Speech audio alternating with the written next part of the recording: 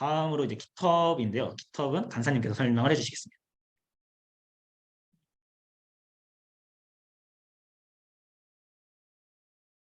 지금 노트북 있으신 분들은 꺼내셔서 같이 하는 것도 하나의 방법인 것 같아서 노트북 있으신 분들은 꺼내주세요.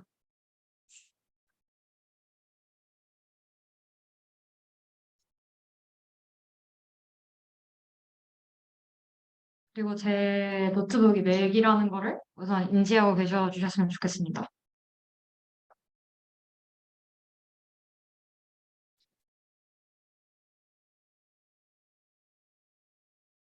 다 꺼내셨나요? 1분만 더 기다려보겠습니다.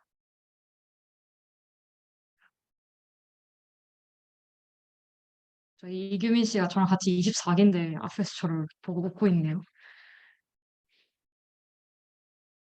그럼 해보도록 하겠습니다. GitHub은 매주 가제 제출을 위해서 꼭 써야 하기 때문에 그동안의 툴과 다르게 선택이 많이 필수인데요. 노션처럼 자유도가 높아서 제대로 하기 위해서는 깊게 알아봐야 된다고 하네요. 근데 솔직히 말해서 그냥 기본 중에 기본만 하실 수 있다면 그렇게 어렵지 않은 것 같고요. 추가적인 내용은 그냥 구글링 해보시는 걸 추천드립니다. 이거 쓴 친구가 재환이라서 저와 서연이의 도움을 받겠다고 하네요. 우선 이메일 주소 입력하시고 GitHub 회원 가입해 주신 다음에 그 ESG 공지방에 회장 친구가 올려놨었죠. 그 이메일 수집한다고. 거기에다 이메일을 작성하셨을 테니까 다들 GitHub에 가입이 되셔 있으실 거고요. 그리고 GitHub 수업한 다음에 댓글을 작성하시면 회장단의 초대 메일을 보내드릴 거예요. 그럼 메일 들어가셔서 그 초대 메일을 수락을 해야 됩니다. 근데 이거 일주일인가 안에 수락 안 하시고 까먹으시다가 회장 친구가 두 번 일하게 되는 경우가 많기 때문에 꼭 기간 내에 수락해 주셨으면 좋겠고요. 그리고 ESC GitHub에 초대된 다음에 포크라는 걸 할 수 있어요. 근데 포크하면 단체 레포지토리, 그러니까 이 하나의 공간 자체를 레포지토리라고 생각하시면 돼요. 하나의 파일을 올릴 수 있는 그런 공간을. 그리고 그 단체 레포지토리잖아요. 지금 연세 ESC라고 하는 사용자의 ESC 21펄. 그러니까 제가 할 때니까 굉장히 옛날 건데 이때 단체 레포지토리를 제 개인 레포지토리, 그러니까 다원호의 ESC21펄이라는 똑같은 레포지토리를 만들 수 있어요. 굳이 사실 안 해도 되긴 하는데 만약에 단체 프로젝트에서 나 혼자 수정을 하고 싶고 나 혼자 더 하고 싶은 게 있다면 단체 프로젝트에 있는 레포지토리에 바로 올리는 게 아니라 제가 한 거에만 우선 저장해 놓고 그걸 수정을 한다든가 해서 나중에 완벽하게 보완이 된 다음에 올리고 싶잖아요. 그럴 때 사용하면 된다고 저는 생각을 했습니다. 그래서 포크를 하는데 포크는 여기 다 보이시나요? 이거 되는 건가? 네.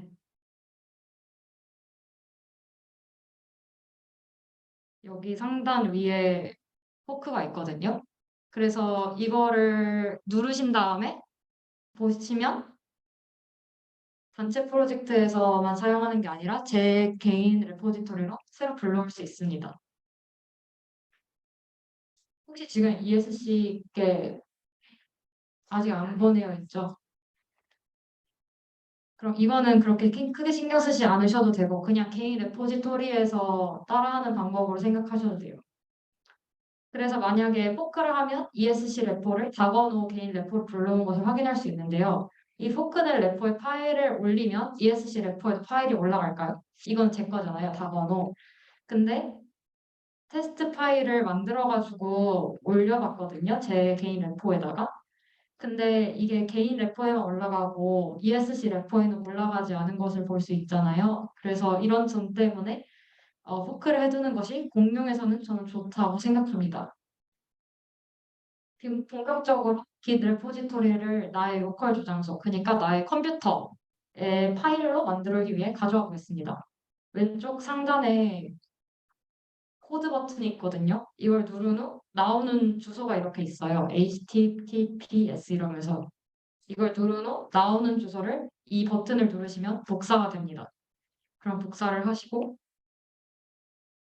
맥 OS용 터미널 기준인데요. 터미널을 열어서 내가 이 레포지토리를 다운받고 싶은 위치를 열어주세요. 그래서 그 명령어가 cd죠. 그래서 제 같은 경우는 내 데스크탑에 파일을 만들어주고 싶다 해서 유저 다번호 데스크탑이라고 하는 그 경로를 이동시켜줬고요. git 클론이라고 하는 명령어를 사용해서 그 복사된 주소를 붙여줬습니다. 여기 보시면 git 클론 이렇게 주소 해서 누르시면 cloning to projects 이러면서 이렇게 쭈르륵 내려가거든요. 그럼 이게 온라인에 올려져 있던 그 레포지토리의 내용을 제 컴퓨터에 내려받는 거예요. 그러면 굳이 깃허브를 매번 켜가지고 매번 다운로드를 하고 매번 막 원문으로 다운받기 이런 걸 하지 않아도 바로바로 내 컴퓨터에서 바로 볼 수 있는 거잖아요. 이걸 위해서 지금 이 강의를 하고 있는 건데요. git 클론을 해주고 복사된 주소를 붙여놓은 다음에 만들어진 거를 확인해 주세요. 그러면 저는 위에 포크된 예제 말고 제 개인 프로젝트라고 하는 깃허브 레포를 다운받아서 예시를 보여드리고 있는데요. 그럼 이게 제 노트북에 생긴 것을 잘 확인을 할 수 있습니다.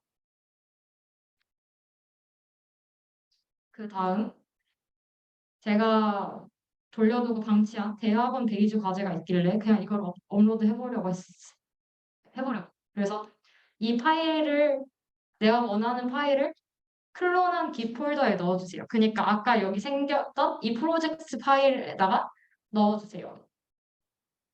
그 다음에 git 스테이터스를 터미널에 치셔서 만약에 그 폴더 안에 수정된 파일이 있는지 없는지 확인해 보실 수 있으십니다.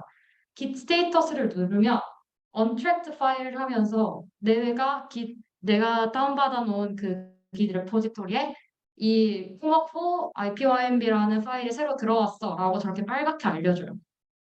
그러면 이제 저 수정된 파일은 이제 내 컴퓨터에만 있는 거고 온라인에 올라가지는 않은 거잖아요. 이제 얘를 내 컴퓨터에서 터미널을 통해 온라인으로 올리는 방법을 배울 거예요. 그래서 이렇게 빨갛게 된 게 있으니까 그 다음에 여기 위에 뭐라 써있죠? git add file 어쩌고저쩌고 한 다음에 해보라고 되어 있잖아요. 이걸 그대로 써줄 건데요. 근데 파일명에 띄어쓰기가 있거나 숫자가 있으면 제대로 알아먹지 못하는 것 같더라고요. 그래서 영어로만 써주시면 좋을 것 같습니다. 그래서 저도 홈워크로 그냥 바꿔서 작성했어요.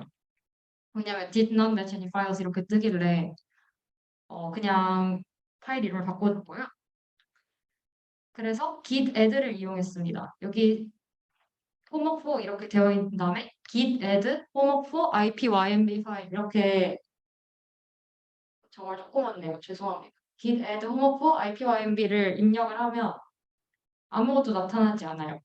여기 그럼 이 말은 git add라는 명령어를 사용해서 이 파일을 추적할 수 있는 상태를 만들어 놓은 거예요. 추적할 수 있는 상태라는 말이 어려우면 그냥 해야 되는구나 라고만 생각하시고 받아들이시면 될 것 같아요. 그 다음에 git 스테이터스를 한 번 더 입력을 하셔서 얘가 제대로 추적할 수 있는 상태로 됐는지 확인을 해보면 너의 git에 새로 홈워크라는 파일이 들어왔어 라고 초록색으로 변경이 됐어요. 그러니까 잘 된 거죠.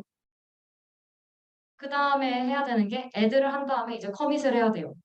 근데 이걸 커밋하지 않으면 온라인에 올라가지 않거든요. 저 개구리를 보시고 잘 커밋을 합시다. git 커밋 그리고 띄고 다시 m 한 다음 파일 네임을 입력을 하면요. git commit m 홈워크 ipynb 파일 이때 꼭 다운표 써주셔야 돼요. 그리고 이거를 입력을 했을 때 one file change 그 다음에 내가 이제 쓴 그 파일 용량에 따라 insertion 이러면서 create mode라고 하면서 새로 파일이 만들어져요. 그러면 이제 코드 실행 시 이전에 커밋된 상태부터 현재 상태까지 변경 이력이 기록된 리비전이 만들어지는데 어려우면 이런 말은 그냥 기억 안 하셔도 돼요. 그냥 우리는 결국 올리기만 하면 되는 거니까. 그래서 지금까지 한 게 git 클론에서 내 온라인에 있는 깃허브에 있는 온라인에 있는 레포지토리를 내 컴퓨터에 다운을 받고 거기에서 이제 온라인으로 다시 공유를 해보는 걸 배우는데 파일을 그 다운받은 거에다가 넣어놓은 다음에 git 스테이터스를 사용해서 얘가 추가됐구나를 확인하고 추가된 파일을 git add를 사용해서 추가된 파일을 추적할 수 있게 만들어 놓은 다음에 add를 했으니까 마지막에 commit 해가지고 업로드를 합니다. 근데 커밋은 했지만 실제 GitHub 홈페이지에는 아직 업로드한 파일이 반영되지 않았습니다. 추가 과정을 거쳐줘야 되는데 Git 리모트를 통해서 리모트 저장소를 확인을 하시고요. 리모트 저장소를 확인을 하시면 저는 Git 리모트 쳤을 때 오리진이라고 하는 리모트 저장소가 나왔거든요. 그러면 오리진, 그래서 git push 오리진 이렇게 푸시한다고 생각하시고 내 파일을 푸시해서 넣는다고 생각하셔서 git push 오리진 이렇게 입력하십니다. 아니면 git push 오리진 마스터까지 해줘야 되는 경우도 있어요. 근데 이를 진행하려면 아이디, 비밀번호, 토큰을 입력을 해줘야 되는데 자기의 유저 아이디가 있을 거예요. 저 같은 경우는 다건호고 비밀번호는 우리가 GitHub 가입할 때 그 비밀번호가 아니라 GitHub이 정책을 바꿔서 토큰을 입력하라고 한단 말이죠. 그러면 토큰은 GitHub 홈페이지의 유저 세팅에서 이거 볼 수 있나요, 혹시? GitHub 켜줄 수 있나요?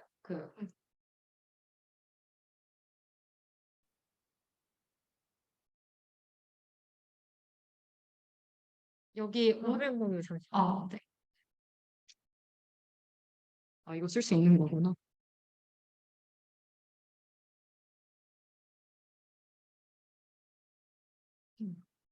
여기서 보시면 안 됐어. 네.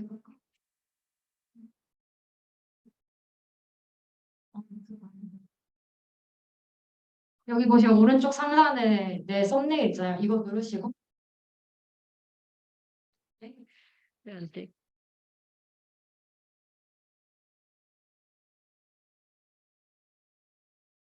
여기 세팅 누르시고 세팅 누르신 다음에 여기 맨 아래 디벨로퍼 세팅 있어요. 디벨로퍼 세팅이 있고 Personal Access Tokens 이러면서 Tokens Class 6 누르시면 Generate Personal Access Token 한 다음에 패스워드 입력하고 뭐 어쩌고저쩌고 하면서 있는 그대로 따라하기만 하면 돼요. 유효 기간을 설정한다거나 그런 게 있는데 그런 거는 여러분 마음대로 하시면 되고 빌려길수록 좋겠죠. 이거 다 기억 못하니까.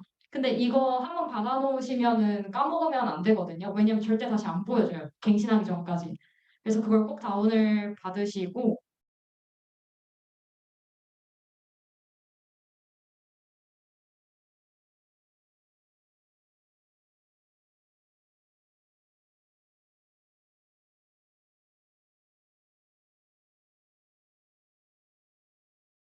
아니요.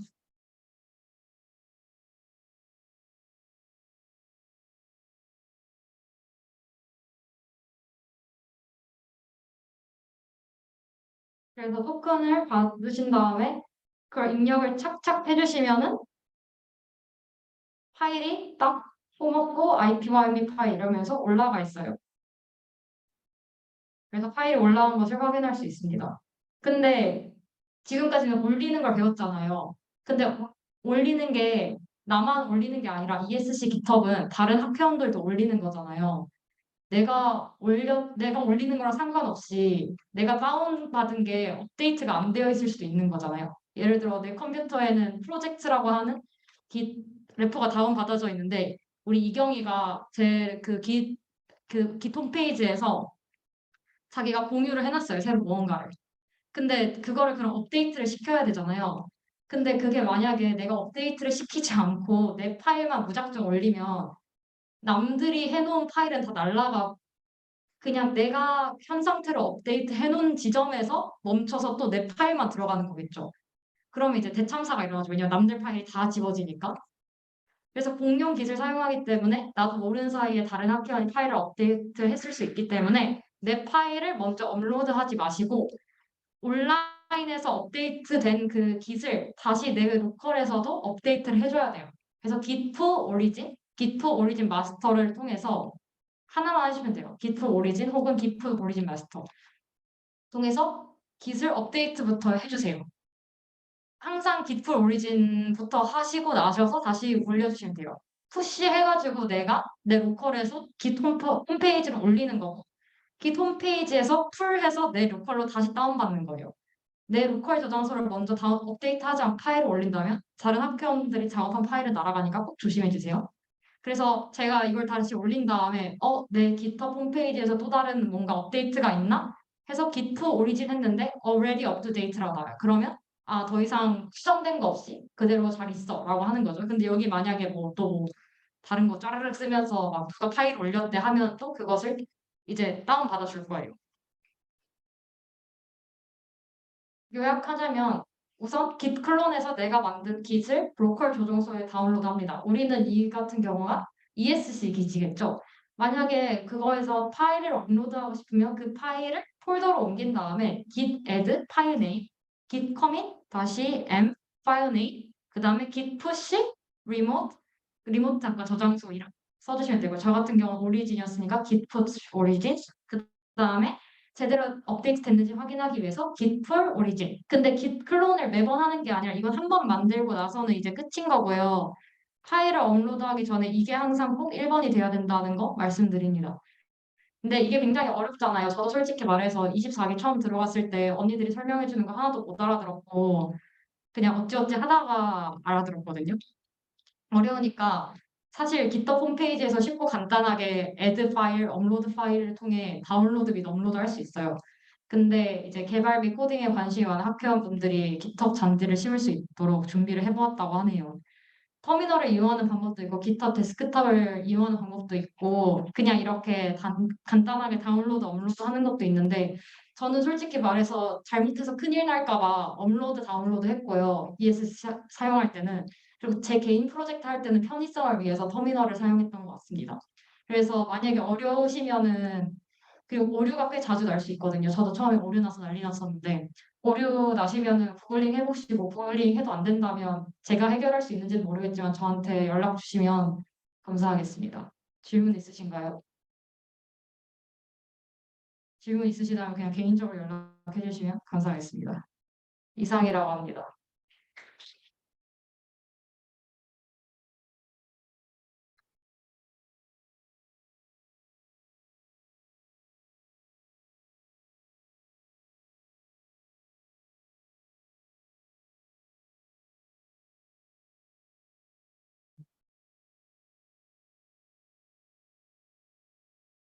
다시 한번 발표해주신 간사님과 부학회장께 박수를 보냅니다.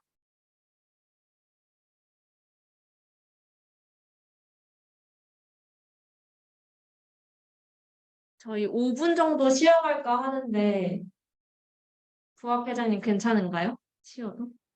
네, 그러면 5분 정도 쉬고 8시 5분에 다시 시작하도록 하겠습니다.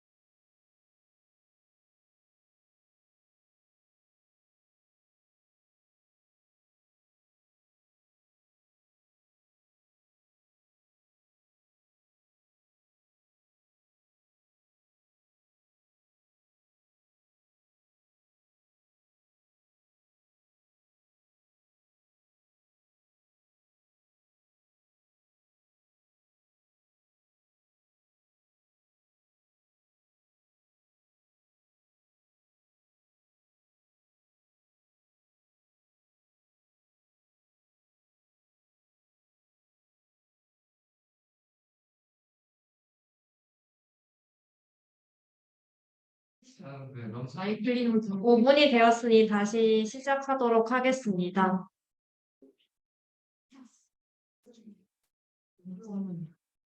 앞에 있었던 툴 사용법 관련해서는 저희가 유튜브에 링크 올려드릴 예정이니 참고하셔서 다시 한번 해보시면 좋을 것 같습니다. 마지막으로 3부 발표인 최적화에 대한 간단한 소개가 학술부장께서 하도록 하겠습니다. 소개를 하도록 하겠습니다. 네.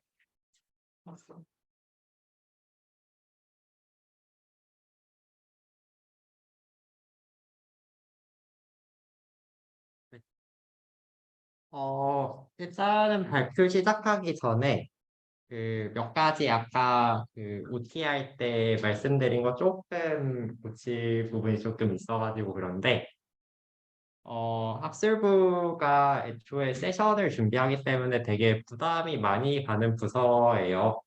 그거는 다들 알고 계실 건데 이제 그렇지만은 이제 아까 예습 스터디를 학술부가 주도한다고 써놨지만은 사실 이게 조별로 하는 거고 이제 조별로 그 공동 모션에서 분담해서 하시게 할 생각이거든요. 그렇기 때문에 이제 구색상 이제 학술부가 주도한다고 써놨긴 하지만 실제로는 그렇게 학술부라고 더 부담이 간다 이거는 아니고요. 그 다음에 이제 토요일 줄리아 세션 준비를 도울 거다. 이거는 이제 그냥 거의 제가 할 거기 때문에 이 부분도 딱히 걱정 안 하셔도 될 것 같습니다. 네, 이 부분까지 말씀드리고 이제 마지막 3부 발표 최대한 빨리 잘 진행해 보도록 할게요. 네, 이게 좀 네. 네, 이제 저는 아까 소개드렸던 학술부장 김두은이라고 하고 오늘 마지막 순서로 저희가 이제 공부할 최적화 이론에 대해서 이게 뭔가에 대해서 간단히 한번 소개해 보도록 할게요. 우선 이제 저희 학회 주제가 그 학회원들 리크루팅 할 때는 머신러닝을 위한 최적화 이렇게 광고를 해가지고 학회원들을 뽑아왔는데 이제 실제로 이제 방학 때 할 주제는 머신러닝보다는 거의 수학 내용이라고 보시면 돼요. 그래가지고 내가 사기를 당한 건가 싶을 수는 있겠지만은 근데 이제 사실 최적화 이론 자체가 뭐 수학, 공학, 또 뭐가 있을까요? 통계학, 경제학, 경영학 이렇게 굉장히 많은 분야의 도구로서 아주 다양하게 쓰이는 이론이고 그래가지고 굉장히 넓고 깊은 분야이기 때문에 일단은 그래서 이제 기초를 조금 알긴 알아야겠죠. 일단은 이제 예를 들 뭐 비유를 하자면은 모사하고 망치를 어떻게 이게 들고 쓸 수 있나 약간 이런 걸 배운다. 방학 때는 그렇게 생각을 해주시면 될 것 같고 뭐 이제 이걸 가지고 뭐木工을 할지 아니면 조금 더 머리를 써서 나사못을 만들지 뭐 이런 거는 이제 본인의 선택이니까 그거는 알아서 잘 뭐 자기가 관심 분야로 공부를 하시면 되겠죠. 그렇고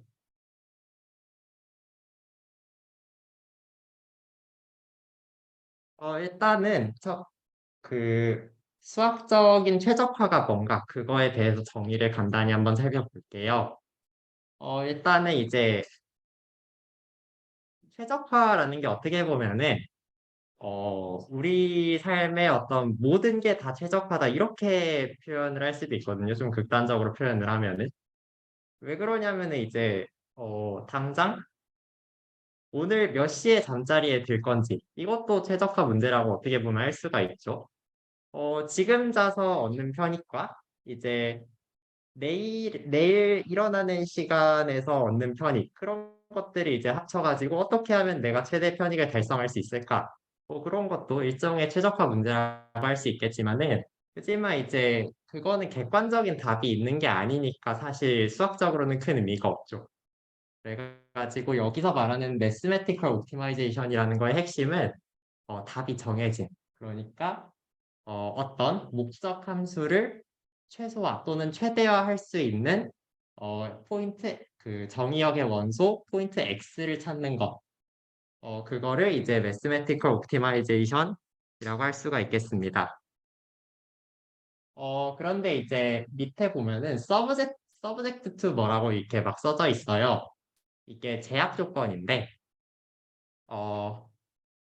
우리가 어떤 거를 최적화를 할 때 일반적으로 자원의 한계로 인해서 자원을 이제 무한정 투입을 못해요. 뭐 예를 들어 주식을 한다고 했을 때 돈을 100% 버는 방법이 있어요. 어떻게 버냐면은 일단은 이제 투자를 합니다. 투자를 하고 돈을 잃었어요. 그러면은 그거의 2배를 사요.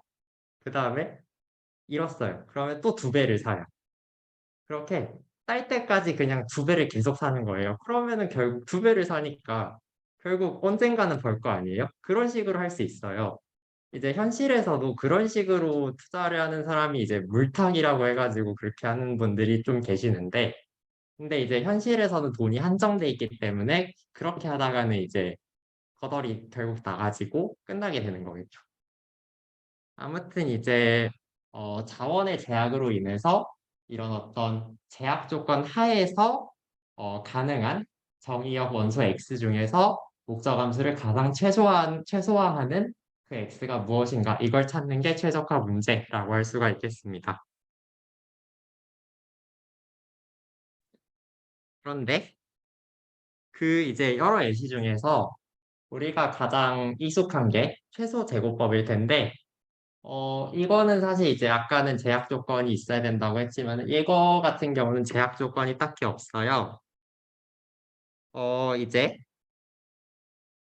이거를 어떨 때 쓰냐 하면은 어떤 선형방정식 AX 이꼴 B라는 게 있다고 할게요.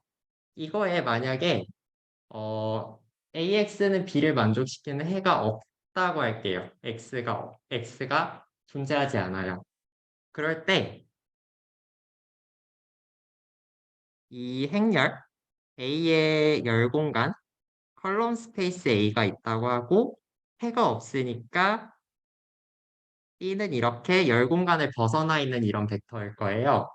그럴 때 B를 열 공간 여기로 이렇게 사용을 해가지고 이거를 프로젝션 뭐 컬럼 스페이스 A, B 이렇게 쓸게요.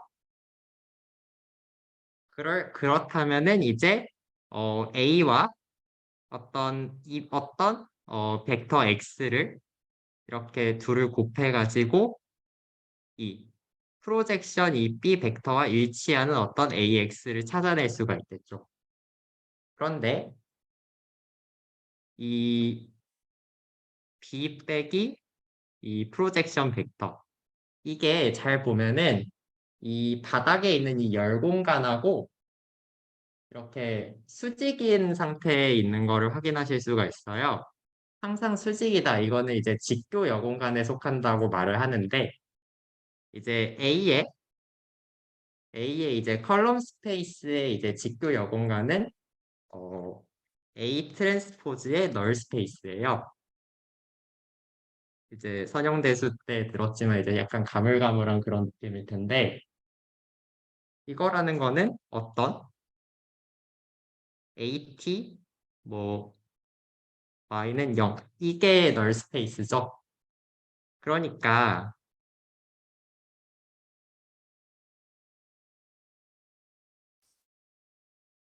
이게 열 그러니까 y 대신 이 벡터 이게 0 공간에 속하니까 이게 0이 된다는 거고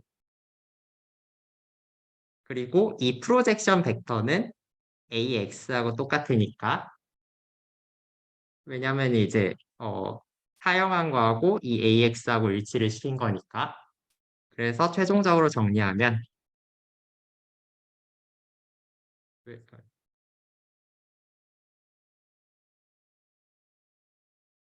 안 써주지? 네. A 트랜스포즈 B 마이너스 AX는 제로. 네, 이렇게 돼가지고 이거를 이제 이 항에서 정리하면은 노멀 이퀘이션이 나와서 최종적으로 정리하면은 X해는 이렇게 이런 솔루션이 나오게 돼요. 이거는 항상 이래요. 그러니까 리스트 스퀘어 문제의 솔루션은 항상 이런 저런 그 A 트랜스포즈 A의 인버스에 A 트랜스포즈 B 이 형태로 나타낼 수가 있다는 거고 이거를 해석적인 해가 존재한다라고 표현을 합니다. 이게 이제 면접 문제를 그대로 말한 건데 그 문제를 푼 분이 별로 없는 것 같아가지고 조금 낯설게 느껴질 수는 있을 것 같아요. 그 다음에 이제 선형 개입법인데 얘 같은 경우는 조금 익숙할 수가 있어요. 이제 중학교 때 수학하다 보면은 그 연립부등식이라고 해가지고 나오는데 이렇게 이렇게 안 써지지? 이렇게 그림을 그릴 수가 있거든요. 뭐 이렇게 선을 이렇게 두 개 그린 다음에 그 다음에 어떤 이제 이런 선을 점점 이렇게 이동을 시켜가면서 이게 최대가 되는 점이 어딘지 찾아라 뭐 이런 문제 중학교 때 한 번쯤 보신 적은 있을 것 같아요. 그래가지고 최종적으로 이 두 제약 조각을 만나는 여기가 이렇게 그림을 그려서 최대 그러니까 최적점이 된다 뭐 이런 문제가 리니어 프로그래밍의 제일 간단한 예라고 할 수가 있는데 여기서는 이제 제약 조건이 두 개인 거죠. 선이 그려져 있던 선이 두 개였으니까. 그리고 최적화하고자 하는 변수는 두 개고. 근데 이게 뭐 두 개가 아니라 세 개, 네 개, 다섯 개 이렇게 n 개로 늘어나면은 그게 이제 일반적인 리니어 프로그래밍 문제의 정의가 될 거예요. 이것도 리스트 스퀘어처럼 이제 해석적인 해가 있다라고 표현을 하지는 않지만은 이제 뉴메리컬하게 반복해서 컴퓨터로 비교적 쉽게 풀어낼 수가 있다고 합니다. 이제 대표적인 옵티마이제이션 문제 중에 제일 간단한 거 두 가지를 본 거고 이제 저희 책 제목인 컨벡스 옵티마이제이션이 뭔지 한번 볼 건데 어, 컨벡스 옵티마이제이션은 사실 맨 위에 써진 이제 매스매티컬 옵티마이제이션 정의하고 형태 자체는 똑같이 생겼어요. 그런데 이제 뭐가 다르냐면은 목표 함수와 제약 조건 함수가 전부 컨벡스한 성질을 지닌다라는 거고 어, 이제 컨벡스라는 게 이제 사실 이렇게 정의는 써놨지만은 지금은 그냥 이렇게 그냥 아래로 구부러진 이런 형태의 함수들이다라고 생각하시면 될 것 같아요. 나중에 조금 더 자세한 정확한 정의를 배우긴 하겠지만은 아무튼 이제 이런 정의가 있는데 이 문제 역시도 어, 그 당연히 해석적인 해는 존재하지 않지만은 그지만은 컴퓨터로 역시 비교적 간단하게 풀어낼 수가 있어요. 근데 문제는 어떤 문제 상황이 있을 때 이거를 컨벡스 옵티마이제이션 문제로 표현을 할 수 있느냐. 그래서 그거를 컴퓨터한테 적절하게 시킬 수가 있느냐. 그게 제일 어려운 문제가 될 거고 이런 거는 이제 본인이 스스로 문제를 조금 많이 풀어보면서 연습을 해야겠지만은 뭐 그렇게 쉬운 그건 아니겠죠. 이게 저도 아무래도 처음 해보는 분야다 보니까 그게 좀 어려움이 될 것 같아요. 그렇고 그래서 이제 대표적인 옵티마이제이션 문제 세 개를 한번 알아봤고 이제 그거의 제일 대표적이라기보다는 이제 세 개 있으면서 좀 설명하기 좋은 예제를 하나 갖고 왔어요. 이제 왜 옵티마이제이션이 약간 이런 데 쓰느냐 약간 이런 걸 좀 알 수 있는 그런 예제인데 일단은 문제 이름이 일루미네이션 프로블럼인데 그 여기 밑에 이미지 잘 보이시는지 모르겠어요. 보면은 여기 이렇게 점 이렇게 있는데 이거를 조명이라고 생각을 할게요. 어떤 뭐 실내 조명 같은 거다 이렇게 생각을 하고요. 그다음에 이 조명으로 여기 있는 이 벽들을 비춰요. 무슨 이제 벽이 이렇게 울퉁불퉁하게 생겼냐라고 생각할 수 있지만 이제 문제니까 그렇다고 넘어가고, 이 각 램프가 벽면을 비추는데요. 가령 뭐 실내 인테리어 같은 상황이라고 치면은 이 램프가 벽을 비추는데 어느 정도의 밝기를 달성을 하고 싶은 거예요. 그러니까 램프를 켜뒀는데 램프가 각 벽을 그러니까 이 각 벽면을 구부러졌으니까 I1, I2 이런 식으로 놨을 때 이 각 벽면을 원하는 밝기로 이 원하는 밝기를 desired 써가지고 I des 뭐 이런 식으로 놓고 이 밝기로 비추고 싶은데 그런데 어, 원하는 밝기만 달성하려면은 그냥 이제 빛을 무한대로 쏘면 되겠지만은 역시 그거는 좀 어려워요. 왜냐하면 이제 조명 특성상 파워가 제한이 있고 그리고 이제 조명을 너무 많이 켜놓으면 전기 낭비도 좀 있으니까. 그래가지고 이거를 이제 최적화 문제로 보자는 건데 어, 각 조명에 각 조명의 그 세기를 PJ라고 놔볼게요. PJ의 아이고 죄송합니다. PJ의 밝기로 이렇게 비추고 그리고 각 조명과 이 벽면 사이의 거리를 이제 R이라고 놓을게요. 어, 그러면은 I가 이런 식으로 선형으로 정의가 됐고 그리고 이제 A 같은 경우는 이렇게 정의가 됐는데 이거는 이제 A가 왜 이렇게 정의가 되냐면은 빛이 이렇게 공간에서 이렇게 퍼져 나가니까 이제 약간 이제 어 뭐라고 해야 되지? 공간에서는 어떤 구의 형태로 이렇게 퍼져나간다고 했을 때 반지름의 제곱에 비례하게 거리도 늘어나잖아요. 그러니까 그거를 표현했다고 생각하시면 되고 그 다음에 이제 완전히 수직으로 비추는 게 아니니까 여기 이렇게 코사인이 써 있다 이렇게 생각하시면 될 것 같아요. 그래가지고 원하는 빛세기로 이 벽을 비추겠다. 그리고 이 빛세기를 이제 예를 들어 원하는 빛세기가 그냥 1이라고 했을 때 I1도 1, I2도 1, I3도 1, I4도 1, 1 이런 식으로 다 되면은 제일 이상적인 상황일 텐데 그거를 완벽히 정확하게 조절하기가 힘드니까 어느 정도 이제 가까운 솔루션을 얻어내겠다. 약간 그런 게 이 문제의 정의라고 보시면 될 것 같아요. 그래서 최종적으로 정리를 하면은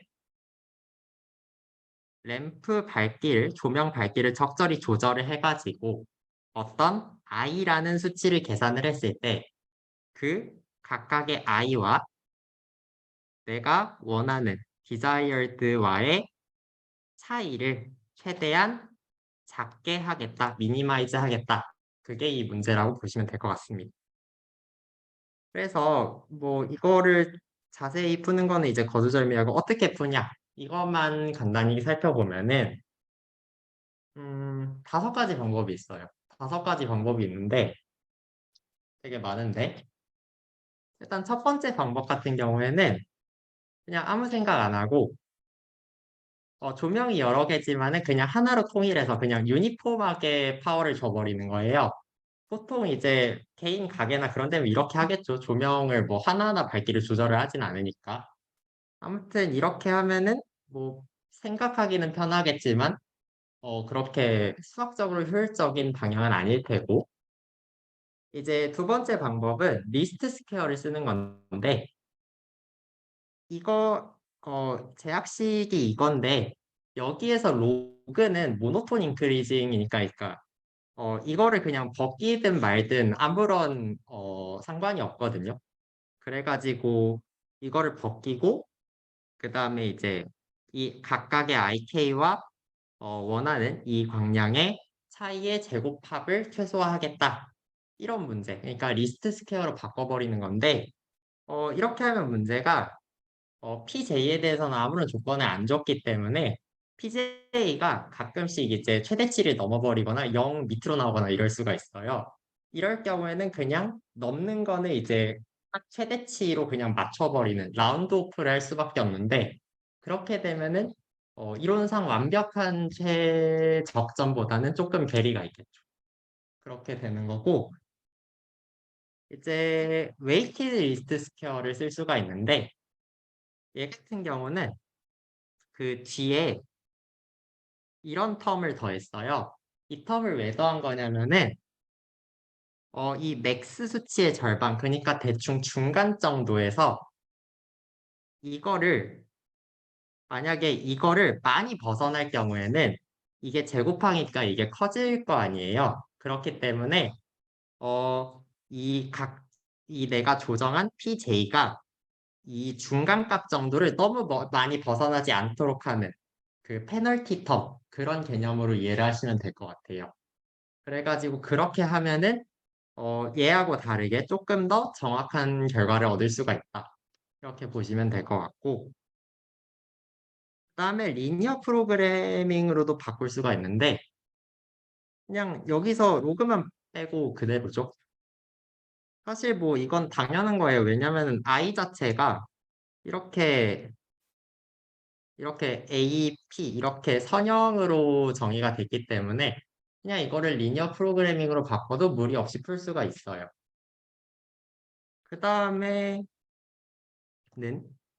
컨벡스 옵티마이제이션으로도 심지어 풀 수가 있는데 이거는 어떻게 하냐면은 그 아까 제약식이 절대값 로그의 IK 마이너스 로그의 I desired 이렇게 돼 있었어요. 이게 로그끼리는 이렇게 되잖아요. 여기에다가 그 익스포넨셜을 씌워버리는 거예요.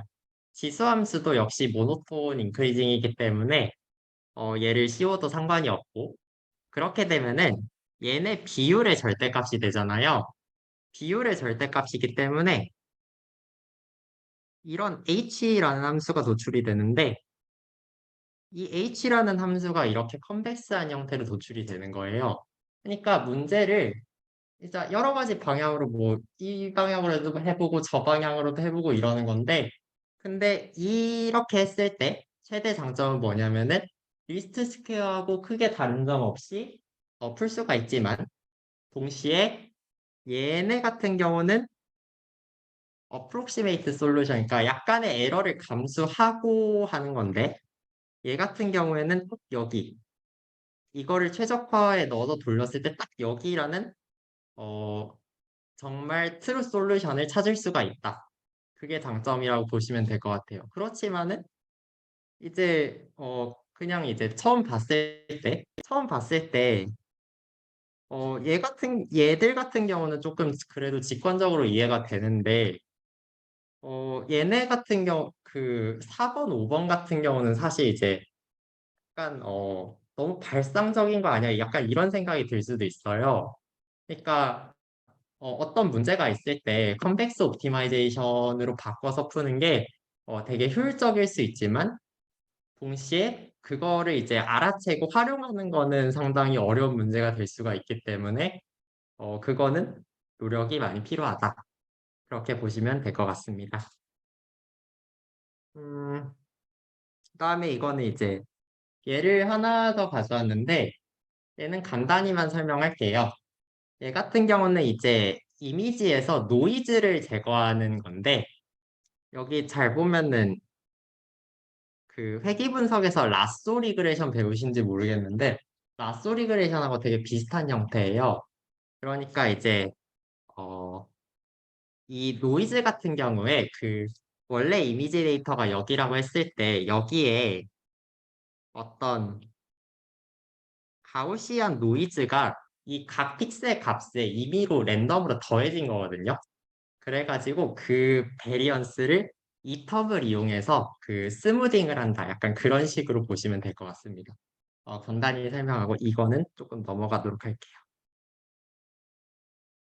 그래서 이거를 이제 문제 정의는 이렇게 하고 이 이 두 알고리즘으로 풀었을 때 결과가 각각 이렇게 됐는데, 결과가 많이 차이가 나죠. 이 알고리즘 같은 경우는 Specialized ADMM이라는 알고리즘인데 20번만 돌려도 비교적 노이즈가 잘 제거가 됐는데 얘 같은 경우는 Coordinate Gradient Descent라는 알고리즘인데 잘 안 됐죠.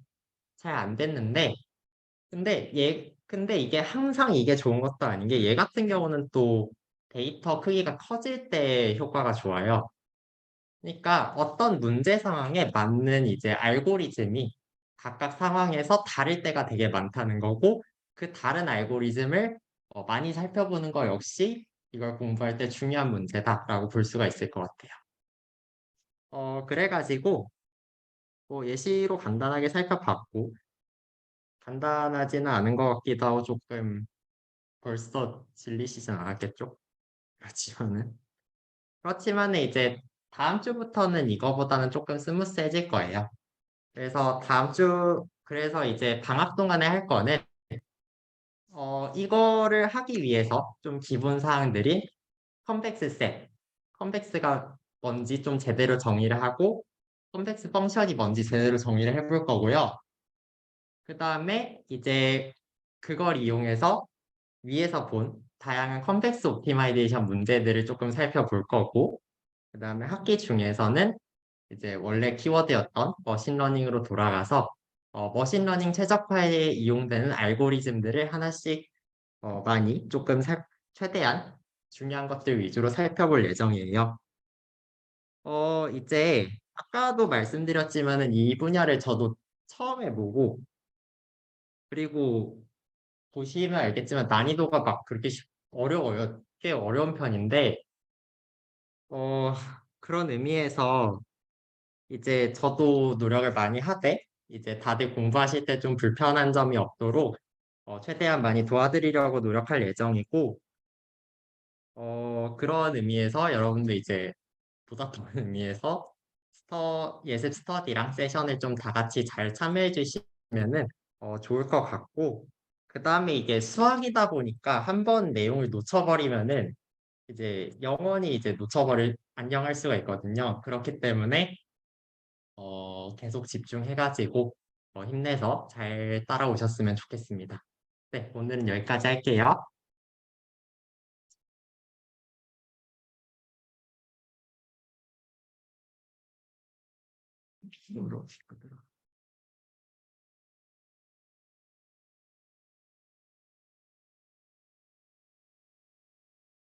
한번 발제해주신 학술부장님께 감사히 인사드립니다.